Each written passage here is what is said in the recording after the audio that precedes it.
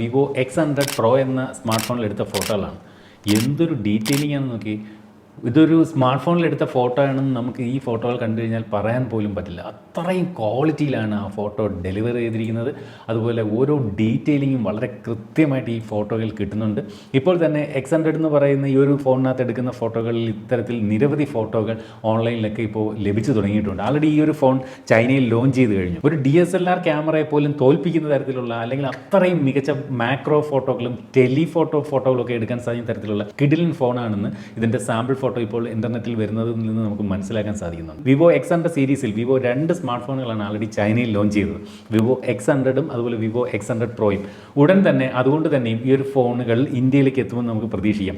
ഇന്ത്യയിലേക്ക് വരുമ്പോൾ ചിലപ്പം ഒന്നുകിൽ X100 മാത്രമാകാം, അല്ലെങ്കിൽ X100 Pro മാത്രമാകാം, ചിലപ്പോൾ രണ്ടും ഉണ്ടാകാം, ഒന്നും പറയാൻ പറ്റില്ല. എന്ത് തന്നെയാലും ഇതിനകത്ത് ഒരെണ്ണം ഉറപ്പിക്കാം നമുക്ക് ഇന്ത്യയിലേക്ക് എന്നുള്ളതും അതുപോലെ ഉടൻ തന്നെ ഈ ഫോൺ ഇന്ത്യയിലേക്ക് എത്തുമെന്നുള്ളതും ഏകദേശം ഉറപ്പാണ്. ഈ ഒരു ഫോണിന്റെ ഡിസൈൻ നോക്കിക്കഴിഞ്ഞാൽ അതിൻ്റെ ക്യാമറ മോഡ്യൂളിലേക്ക് നിങ്ങൾ സൂക്ഷിച്ച് നോക്കി, ആ ഒരു ഫോണിൻ്റെ ബാക്ക് സൈഡിൻ്റെ ഒരു മേജർ ഭാഗവും കൈയടക്കുന്നത് ഈ ഒരു ക്യാമറ മൊഡ്യൂളാണെന്ന് തന്നെ പറയേണ്ടി വരും. അത് ഒരു ഓഡ് ലുക്ക് നൽകുന്നെങ്കിലും ഒരു ക്യാമറ സെൻട്രിക് സ്മാർട്ട് ഫോൺ എന്ന് വിളിച്ചോതുന്ന തരത്തിലാണ് അതിൻ്റെ ഒരു ഡിസൈൻ അവർ ചെയ്തിരിക്കുന്നത് നമുക്ക് മനസ്സിലാക്കാൻ സാധിക്കുന്നു. ഒരു ലെതർ ഫിനിഷ്, ഒരു വീഗൻ ലെതർ ഫിനിഷ് ഫോണിൻ്റെ ബാക്കിൽ കൊടുത്തിട്ടുണ്ട്. അതിനകത്ത് ഈ പറഞ്ഞ പോലെ ഏകദേശം ഫോണിൻ്റെ ബോഡിയുടെ പകുതിക്ക് അടുത്ത് വരെ ആ ഒരു ക്യാമറ മൊഡ്യൂളുടെ ആ ഒരു സർക്കിൾ കവരുന്നുണ്ട്.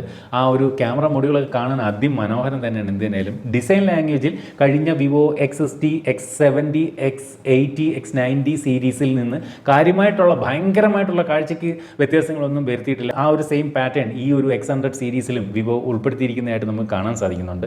എന്തിനായാലും ആ കാഴ്ചയ്ക്ക് ഒരു ഗുഡ് ലുക്കിംഗ് തന്നെയാണ് ഇത്തവണത്തെ X100 സീരീസ് എന്നും പറയാതെ വയ്യ. ഈ പറയുന്ന X100ഉം X100 Proയും തമ്മിൽ കാര്യമായിട്ടുള്ള വ്യത്യാസങ്ങളൊന്നും ഇല്ല എന്നുള്ളതാണ് എടുത്തു പറയേണ്ട ഒരു കാര്യം. മോസ്റ്റ് പവർഫുൾ ടെലിഫോട്ടോ ഫോൺ എന്ന പ്രത്യേകതയുമായിട്ടാണ് വിവോ X സീരീസ് സ്മാർട്ട് ഫോണുകളെ വിവോ അവതരിപ്പിക്കുന്നത്. ഈ ഒരു സ്മാർട്ട് ഫോണിന്റെ ഏറ്റവും വലിയ പ്രത്യേകത എന്ന് പറയുന്നത് സ്നാപ്ഡ്രാഗന്റെ ഏറ്റവും ടോപ്പ് പ്രോസസർ ഇപ്പോൾ അവതരിപ്പിച്ചിരിക്കുന്നത് പറയുന്നത് സ്നാപ്ഡ്രാഗൺ 8 Gen 3 ആണ്. അതിനോട് കിടപിടിക്കുന്ന മീഡിയടെക്കിന്റെ പ്രോസസർ ആയിട്ടുള്ള മീഡിയടെക് 9300 എന്ന് പറയുന്ന പ്രോസസറുമായിട്ടാണ് വിവോ X സീരീസ് ഫോണുകൾ ഈ X100ഉം X100 Proയും വരുന്നത്. അപ്പോൾ ഈ പറഞ്ഞ സ്നാപ്ഡ്രാഗൺ 8 Gen 3യുടെ അതേപോലുള്ള അല്ലെങ്കിൽ അതിനോട് തോട് ചേർന്ന് നിൽക്കുന്ന അത്തരം ഒരു പെർഫോമൻസ് തന്നെയാണ് മീഡിയടെക്കിന്റെ 9300 എന്ന് പറയുന്ന ഈ ഒരു പ്രോസസറും കാഴ്ചവെക്കുന്നത് എന്ന് അറിയാൻ സാധിക്കുന്നുണ്ട്. അതുപോലെ ഷവോമിയുടെ ഇനി വരാനിരിക്കുന്ന ഷവോമി 14 എന്ന് പറയുന്ന ഒരു സ്മാർട്ട് ഫോൺ ഉണ്ട്. ക്യാമറയ്ക്ക് ഏറെ പ്രാധാന്യം കൊടുത്തുകൊണ്ട് തയ്യാറാക്കുന്ന ഫോണാണ് ഷവോമി 14. ലൈക്ക പാർട്ട്ണർഷിപ്പും ഒക്കെ ആയിട്ട് വരുന്ന ഫോണാണ്.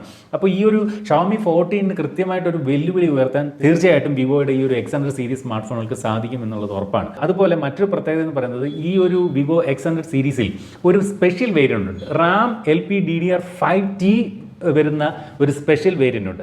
അല്ലാതെയൊക്കെ ഉള്ളത് എനിക്കൊന്ന് LPDDR5X RAM ഒക്കെ ആണെന്ന് തോന്നുന്നു. പക്ഷേ കുറച്ചും കൂടി ഫാസ്റ്റ് ആയിട്ടുള്ള റാമുള്ള ഒരു വേരിയൻറ്റുമായിട്ട് ഈ ഒരു X100 സീരീസ് വരുന്നു എന്നുള്ളതും പ്രത്യേകതയാണ്. 4 വ്യത്യസ്ത നിറങ്ങളിലാണ് ഈ ഒരു സ്മാർട്ട് ഫോൺ അവതരിപ്പിക്കുന്നത്. Black, orange, white, blue.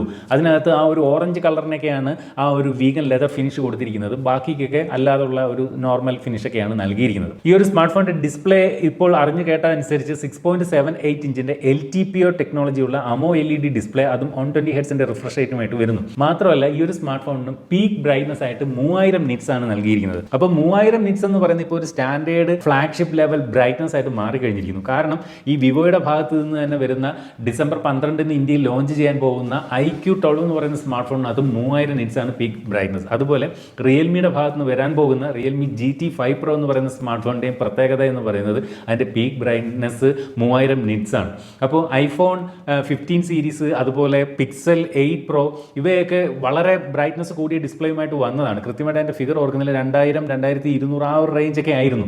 പക്ഷേ അവിടെ നിന്നെല്ലാം ഒരുപാട് കാലങ്ങൾ മുന്നിലേക്ക് പോയിരിക്കുന്നു ഈ ഫോണുകളുടെ, അതായത് IQ12ൻ്റെയും വിവോ X100 സീരീസിൻ്റെയും ബ്രൈറ്റ്നസ് 3000 നിറ്റ്സ് എന്ന് പറഞ്ഞു കഴിഞ്ഞാൽ നമുക്ക് ഏത് ഹെവി ലൈറ്റിലും ഇതിൻ്റെ ഡിസ്പ്ലേ നമുക്ക് കൃത്യമായി വിസിബിൾ ആയിരിക്കും എന്നുള്ളതാണ് ഇത്രയും ബ്രൈറ്റ്നസ് ഉള്ള ഒരു ഡിസ്പ്ലേയുടെ ഒരു പ്രത്യേകത എന്ന് പറയുന്നത്. മാത്രമല്ല 2160 ഹെർട്സിൻ്റെ PWM ഡിമ്മിങ്ങും IQ12 ഉള്ളതുപോലെ ഈ ഒരു ഫോണത്ത് കൊടുത്തിട്ടുണ്ട്. അപ്പോൾ കണ്ണിന് വലിയ ആയാസം വരാത്ത രീതിയിലുള്ള ഒരു ഡിസ്പ്ലേ ആയിരിക്കുമെന്നാണ് അതിൽ നിന്ന് നമുക്ക് മനസ്സിലാക്കാൻ സാധിക്കുന്നത്. അതുപോലെ ഈ ഒരു വിവോ X100 സീരീസിന്റെ ഒരു വലിയ പ്രത്യേകത എന്ന് പറയുന്നത് ഫോൺ നമുക്ക് ഒബ്ജക്റ്റുമായിട്ട് 18 സെന്റിമീറ്റർ അടുത്ത് കൊണ്ടുവന്ന് അതിന്റെ ടെലിഫോട്ടോ സെൻസർ ഉപയോഗിച്ചുകൊണ്ട് ഫോട്ടോകൾ എടുക്കാമെന്നുള്ളതാണ്. അപ്പോൾ 18 സെന്റിമീറ്റർ അടുത്ത് കൊണ്ടുവരാൻ എന്ന് പറയുമ്പോൾ അത് ഐഫോണും ഒക്കെ ആയിട്ട് കമ്പയർ ചെയ്യുമ്പോഴാണ് അത് കൃത്യമായിട്ട് നമുക്ക് മനസ്സിലാവുന്നത്. അതായത് iPhone 15 Pro Maxൽ പോലും ടെലിഫോട്ടോ സെൻസറിൽ നമുക്ക് 5x ഒപ്റ്റിക്കൽ സൂം ഇട്ടുകൊണ്ട് ഫോണും ഒബ്ജക്റ്റും തമ്മിൽ പരമാവധി അടുത്ത് കൊണ്ടുവരാവുന്ന ദൂരം എന്ന് പറയുന്നത് 90 സെൻറ്റിമീറ്റർ ആയിരുന്നു. അപ്പം 90ക്ക് അകത്തേക്ക് കുറഞ്ഞു വരുന്ന അകലത്തിൽ ഫോൺ ഒബ്ജക്റ്റുമായിട്ട് അടുത്ത് കൊണ്ടുവന്ന് കഴിഞ്ഞാൽ ബ്ലെയറായി മാറും. അപ്പം 90 സെൻറ്റിമീറ്ററിലെ നമുക്ക് iPhone 15 Pro Maxൽ പോലും ഒബ്ജക്റ്റും ഫോണും തമ്മിൽ അടുത്ത് കൊണ്ടുവന്ന് ടെലിഫോട്ടോ, അതായത് 5x സൂമിൽ ഫോട്ടോകൾ എടുക്കാൻ സാധിക്കും. ഈവൻ S23 Ultra'യുടെ കേസിൽ പോലും നമുക്ക് ടെലിഫോട്ടോയിൽ ഒബ്ജക്റ്റും ഫോണും തമ്മിൽ 50 സെൻറ്റിമീറ്റർ അടുത്ത് കൊണ്ടുവരാനേ പറ്റും. പക്ഷേ ഇവിടെ വിവോ X100 സീരീസിൻ്റെ ഏറ്റവും വലിയ പ്രത്യേകത നമുക്ക് 18 സെൻറ്റിമീറ്റർ അടുത്ത് വരെ ടെലിഫോട്ടോയിൽ സൂം ചെയ്ത് ഫോട്ടോകൾ എടുക്കുമ്പോൾ നമുക്ക് അടുത്ത ഒബ്ജക്റ്റിനെ കൊണ്ടുവരാൻ സാധിക്കുക എന്നുള്ളതാണ്. ചുരുക്കി പറഞ്ഞാൽ ടെലിഫോട്ടോ ഇടുന്നു, 18 സെൻറ്റിമീറ്റർ അടുത്ത് വരെ ഒബ്ജക്റ്റിന് അടുത്ത് ക്യാമറ കൊണ്ടുവരാനും സാധിക്കുന്നു. അപ്പോൾ അത്രയും ഡീറ്റെയിലിംഗ്, അത്രയും മാക്രോ അല്ലെങ്കിൽ അത്രയും ക്ലോസ്ഡ് ആയിട്ടുള്ള ഫോക്കസ്ഡ് ആയിട്ടുള്ള ഡീറ്റെയിലുകളുള്ള ഫോട്ടോകൾ ഈ ഒരു ഫോണിനകത്ത് എടുക്കാൻ സാധിക്കും. അതുകൊണ്ടാണ് ഈ കാണുന്ന സാമ്പിളുകളിൽ ഈ പറഞ്ഞ ഓരോ ജീവികളുടെയും ശൽക്കങ്ങളൊക്കെ കാണാൻ സാധിക്കുന്നത് എന്നാണ് എനിക്ക് മനസ്സിലായത്. ഇതിൻ്റെ ക്യാമറ സെറ്റപ്പിനെ പറ്റി പറഞ്ഞാൽ 50 മെഗാ പിക്സലിൻ്റെ പ്രൈമറി സെൻസറാണ്. അത് നേരത്തെ നമ്മൾ ഷോമി 13 സീരീസിലേക്ക് കണ്ടതുപോലെ 1 ഇഞ്ച് സെൻസറുമായിട്ടാണ് വരുന്നത്. അപ്പോൾ അത് തന്നെ ആ ഒരു 1 ഇഞ്ച് സെൻസർ വരുമ്പോൾ തന്നെ ഇതിൻ്റെ ആ പ്രൈമറി സെൻസറിൻ്റെ ലുക്ക് തന്നെ ഭയങ്കരമായിട്ട് മാറും. അത് നൽകുന്ന ഔട്ട്പുട്ടിൻ്റെ ലുക്ക് ഭയങ്കരമായിട്ട് മാറും. പിന്നീടുള്ളതാണ് ഇതിൻ്റെ ഏറ്റവും പ്രധാനപ്പെട്ട 64 മെഗാ പിക്സലിൻ്റെ ടെലിഫോട്ടോ സെൻസർ. 100 ഇരട്ടി വരെ സൂം ചെയ്തുകൊണ്ട് ഈ ഒരു സെൻസർ ഉപയോഗിച്ചുകൊണ്ട് നമുക്ക് ഫോട്ടോ എടുക്കാം. 3x optical സൂമാണ്. iPhone 15 പോലെ 15 Pro Maxൽ 5x ഒപ്റ്റിക്കൽ സൂം ഉണ്ടായിരുന്നു. അതുപോലെ 50 മെഗാ പിക്സലിൻ്റെ ഒരു അൾട്രാ വൈഡ് ആംഗിൾ ക്യാമറയും ഈ ഒരു സ്മാർട്ട് ഫോണിനകത്ത് നൽകിയിട്ടുണ്ട്. 32 മെഗാ പിക്സലിൻ്റെ സെൽഫി ക്യാമറയാണ് ഇതിനകത്ത് വരുന്നതെന്നാണ് കേട്ടത്. അതുപോലെ ഫ്രണ്ട് ക്യാമറയുടെ റെസൊല്യൂഷൻ 4K ഉണ്ടായിരുന്നെങ്കിൽ നല്ലത് എന്നൊരു അഭിപ്രായം കൂടിയുണ്ട്. ഈ ഒരു X100ഉം X100 Proയും തമ്മിൽ ചെറിയ വ്യത്യാസങ്ങളാണ് ഉള്ളതെന്ന് പറഞ്ഞു. അതായത് ഇതിൻ്റെ പ്രോസസ്സറൊക്കെ രണ്ടും സെയിം ആണ് രണ്ട് ഫോണിലും. പക്ഷേ ബാറ്ററിയിലൊക്കെയാണ് ചെറിയ ചെറിയ വ്യത്യാസങ്ങൾ വരുന്നത്. അതായത് ഈ X100നകത്ത് നമുക്ക് 5000 mAh ആണെങ്കിൽ X100 Proയിൽ 5400 mAh ബാറ്ററി ഉണ്ട്. X100നോടൊപ്പം 120 വാട്ടിൻ്റെ ഫാസ്റ്റ് ചാർജിങ് കിട്ടുമ്പോൾ X100 Proയോടൊപ്പം 100 വാട്ടിൻ്റെ ഫാസ്റ്റ് ചാർജിങ്ങേ ഉള്ളൂ. എന്നിരുന്നാലും X100 Proയ്ക്കുള്ള മറ്റൊരു ഹൈലൈറ്റ് എന്ന് പറയുന്നത് 50 വാട്ടിൻ്റെ വയർലെസ് ചാർജിങ് സപ്പോർട്ടും കൊടുത്തിട്ടുണ്ട്. അപ്പോൾ X100ന് വയർലെസ് ചാർജിങ് സപ്പോർട്ടില്ല, X100 Proയ്ക്ക് വയർലെസ് ചാർജിങ് സപ്പോർട്ട് ഉണ്ട് എന്നുള്ളതും പ്രത്യേകതയാണ്. അപ്പോൾ ഈ ഫോണുകൾ ആൾറെഡി ചൈനയിൽ ലോഞ്ച് ചെയ്തു.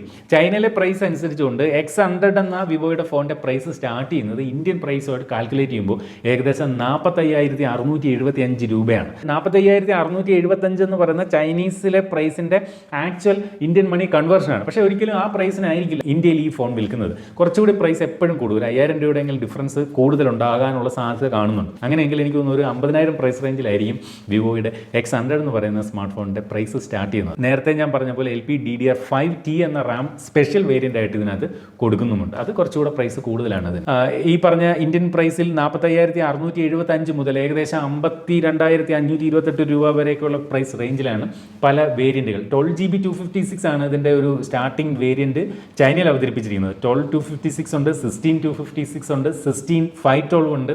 അങ്ങനെ പല വേരിയൻറ്റുകളാണ്. അപ്പോൾ ഇതിൻ്റെ സ്റ്റാർട്ടിംഗ് പ്രൈസ് ഈ പറഞ്ഞ ഇന്ത്യൻ പ്രൈസുമായിട്ട് നോക്കുമ്പോൾ ഏകദേശം 45,675 രൂപയാണ് ഇപ്പോൾ ചൈനയിൽ ലോഞ്ച് ചെയ്ത മോഡലിൻ്റെ വില.